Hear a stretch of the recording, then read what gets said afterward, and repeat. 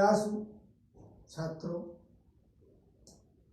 आप इस समय महाकवि हरिऔध द्वारा विरचित हिंदी खड़ी बोली का पहला महाकाव्य प्रिय प्रवास की पवन दूतिका प्रसंग का अध्ययन कर रहे हैं। राधा पवन को दूतिका बनाकर श्री कृष्ण के पास मथुरा भेज रही हैं, लेकिन साथ में लोक मंगल की भावना से लबालब पूरित ये महाकाव्य राधा के द्वारा पवन को किसी रास्ते में मिल जाने वाली पथिक महिला को उसके कपड़ों को अस्त व्यस्त न करने की चेतावनी दी जा रही है और उसकी थकान को मिटाने के लिए कहा जा रहा है। ये महाकाव्य की विशेषता होती है लोक मंगल की भावना। आज हम आगे चल रहे हैं। आइए 8वां खंड, किताब खोल लीजिए अपनी अपनी। कोई क्लांता कृषक ललना खेत में जो दिखावे, धीरे धीरे परस उसकी क्लांतियों को मिटाना। जाता कोई जलद यदि हो व्योम में तो उसे ला, छाया द्वारा सुखित करना तप्त भूतांगना को। देखिए कितनी परोपकार की भावना इस पद्यखंड में भरी हुई है। राधा पवन को लोक कल्याण करने के लिए प्रेरित कर रही है। यद्यपि राधा विरहावस्था से पीड़ित बहुत हैं, लेकिन अपने दुख को भूल करके किसी दूसरे के दुख में वो सम्मिलित होने जा रही है पवन के माध्यम से। ये पद्यखंड ये भी बताता है कि राधा को व्यवहारिक जीवन के धरातल का ज्ञान था। इनका जीवन जो था व्यवहारिक धरातल पर आधारित था। ये हर व्यक्ति, हर दुखी, दीन, परेशान व्यक्ति की पीड़ा को अच्छी तरह समझती थी। तो कहती है पवन से कि अय पवन, कोई क्लांता कृषक ललना। अगर कोई क्लांता मीन्स होता है थकी हुई, क्लांता का माने होता है थकी हुई, कृषक ललना माने किसान की, ललना माने बेटी। कोई थकी हुई किसान की बेटी खेत में जो दिखावे, तुझको खेत में दिखाई काम करते हुए दिखाई पड़ जाएगा। किसान की लड़की कहाँ रहेगी? खेत में रहेगी, खेत का काम करती रहेगी, खेत खलिहान में रहती ही है और काम करते करते थक भी जाती है। और तू जा रही है रास्ते से होकर के, अगर तुझको कोई थकी हुई किसान की लड़की खेत में काम करते हुए दिखाई पड़ जाए तो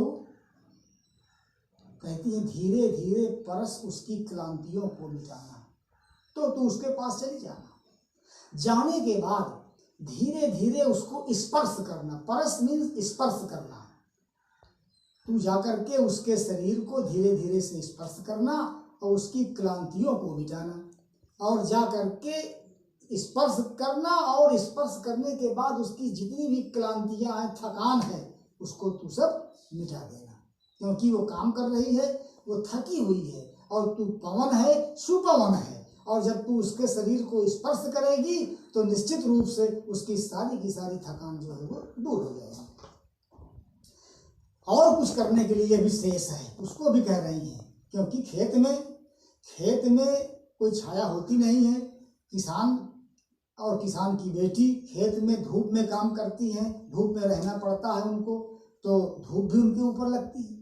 तो कहती क्या है, देखिए कितनी पैनी निगाह है राधा की। एक एक कदम कदम पर, मानव जीवन के एक एक कदम का व्यवहारिक पहलू पर कितनी जबरदस्त पकड़ यहाँ ये राधा अपना प्रस्तुत कर रही हैं। और हरिऔध जी ने उसी उक्ति को चरितार्थ किया है कि जहाँ न पहुँचे रवि वहाँ पहुँचे कवि। कितनी बारीक चीज को यहाँ पर लाकर रख दिया। राधा के मुँह से कहलवा दिया इन्होंने कि जाता कोई जलद यदि हो व्योम में, तो अगर तुझको व्योम में माने आकाश में कोई जलद माने बादल जाता हुआ दिखाई पड़ जाए, क्योंकि तू पवन है, तू भी जा रही है और आकाश में बादल रहा करते हैं। अगर शायद कोई बादल तुझको आकाश में जाता हुआ दिखाई पड़ जाए तो क्या करना? उसे ला, उसे तू खींच लाना। देखिए अब यहाँ पर एक बात आप और समझ लीजिए कि रघुवंश महाकाव्य में एक श्लोक आया है, महाकवि कालिदास द्वारा विरचित है महाकाव्य, कि मरुत सखस्य वो बलाहकस्या, मरुत का सखा बलाहक होते हैं, अर्थात पवन का मित्र बलाहक माने बादल होते हैं। अब इसको आप ये समझ लीजिए कि पवन जिधर बहती है उसी दिशा की ओर आकाश में बादल जाते हैं। पवन के विपरीत दिशा में आपको बादल जाते हुए कभी भी दिखाई नहीं पड़ेंगे। अगर आप अभी इसका अनुभव न किए हो तो कभी भी देख लीजिएगा आकाश के बादल उसी दिशा में जाएंगे जिस दिशा में वो हवा चल रही है। तो इसीलिए बादल को पवन का मित्र कहा गया है। पवन जिधर चाहती है उधर बादल को घसीट ले जाती है। तो इसीलिए राधा कह रही है पवन को कि अगर तुझको कोई जाता हुआ आकाश में बादल दिखाई पड़ जाए तो उसे ला, उसे खींच लाना। ये काम तेरे बस में है, तू इस काम को अच्छी तरह से कर सकती है। उस बादल को घसीट लाना। क्या करना? उसको छाया द्वारा सुखित करना, ला करके उस कृषक ललना के ऊपर उस बादल को आकाश में ठहरा देना। तब जब बादल ऊपर ठहर जाएगा तो जहाँ पर वो काम कर रही है खेत में, वहाँ पर छाया हो जाएगी, अर्थात बदली हो जाएगी। और जगह तो धूप रहेगी, लेकिन जितने में वो बादल आकाश में ऊपर रहेगा उतने में छाया हो जाएगी। जहाँ पर वो ललना काम कर रही है तो फिर सुखित करना, उसको सुख पहुँचा देना, ताकि धूप से वो बच जाएगी, उसके ऊपर छाया हो जाएगी, खेत में काम करती रहेगी, उसको ज़्यादा परेशानी या कष्ट नहीं होगा। तप्त भूतांगना को, तप्त माने तपी हुई, जली हुई, तपती हुई, गर्मी से परेशान, भूतांगना माने स्त्री, उस स्त्री किसान की स्त्री को तू अपने बादल की छाया के द्वारा सुखित कर देना। उसको उसके दुख को दूर करके उसकी शरीर की जो जलन है, जो गर्मी है धूप के कारण, उसको शांत कर देना। बच्चों,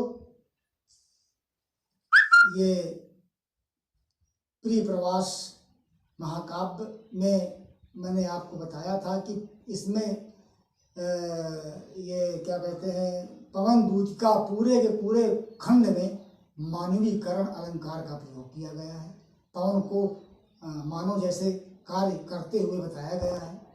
पूरे में मानवीकरण अलंकार है। बीच बीच में उपमा भी आ जाता है, रूपक भी आ जाते हैं, लेकिन शुरू से लेकर के अंत तक पूरे में मानवीकरण अलंकार है। इसमें रस जो है कहीं शांत आ जाता है, वियोग श्रृंगार प्रधान महाकाव्य तो है, लेकिन शांत रस के भी पुट बीच बीच में दिखाई पड़ रहे हैं।